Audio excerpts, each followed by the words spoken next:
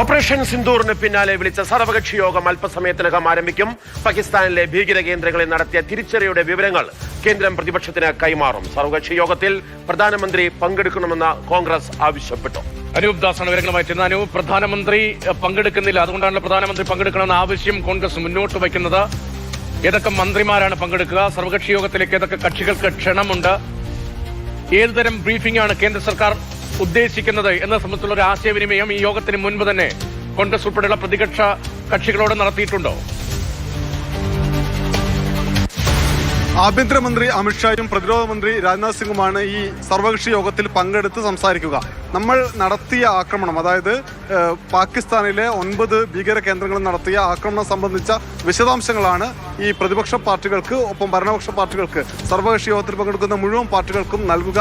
മാത്രവുമല്ല, പാകിസ്ഥാനിൽ നിന്ന് ഏതെങ്കിലും തരത്തിലൊരു തിരിച്ചടി ഇന്ത്യക്കുണ്ടായാൽ അത് നേരിടാനുള്ള സംവിധാനങ്ങളെക്കുറിച്ചും സജ്ജീകരണങ്ങളെക്കുറിച്ചുമെല്ലാം ഈ സർവകക്ഷി യോഗത്തിൽ പറയും. രാജ്യത്ത് പാർലമെന്റിൽ അംഗങ്ങളുള്ള എല്ലാ രാഷ്ട്രീയ പാർട്ടികൾക്കും ഇന്നത്തെ സർവകക്ഷി യോഗത്തിലേക്ക് ക്ഷണമുണ്ട്. പക്ഷേ കോൺഗ്രസ് ആവശ്യപ്പെടുന്ന കാര്യം പ്രതിപക്ഷത്തെ വിശ്വാസത്തിലെടുത്തുകൊണ്ട് തന്നെയാണ് പ്രധാനമന്ത്രി മുന്നോട്ട് പോകുന്നത്.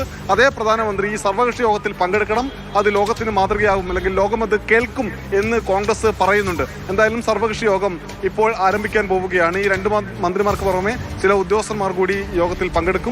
ഈ രാജ്യത്തെ മുഴുവൻ ജനങ്ങളെയും മുഴുവൻ വിഭാഗത്തെയും ഈ വിവരങ്ങളെല്ലാം കൃത്യമായി അറിയിക്കുക, രാജ്യത്തിന്റെ യുദ്ധമുണ്ടായാൽ പോലും നേരിടാനുള്ള രാജ്യത്തിന്റെ സജ്ജീകരണങ്ങളെ സംബന്ധിച്ച് രാജ്യത്തെ മുഴുവൻ അറിയിക്കുക എന്നതാണ് ഇന്നത്തെ യോഗത്തിന്റെ പ്രധാനപ്പെട്ട കാര്യം. തീർച്ചയായിട്ടും ഓപ്പറേഷൻ സിന്ദൂർ എന്ത് സംഭവിച്ചു എന്നുള്ള കാര്യം ഔദ്യോഗികമായിട്ട് അറിയിക്കുവാൻ വേണ്ടിയുള്ള ഒരു സർവകക്ഷി യോഗമാണ് അല്പസമയത്തിനകം ആരംഭിക്കുക.